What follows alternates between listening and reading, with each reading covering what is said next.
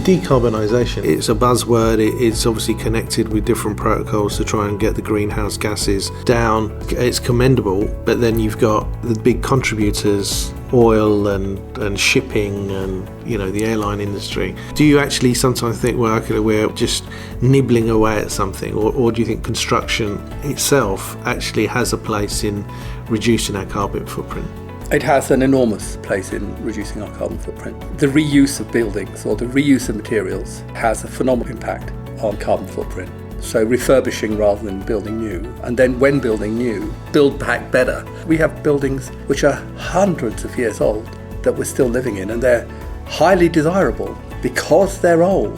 We could do with really upgrading our fabric as well as building better new fabric.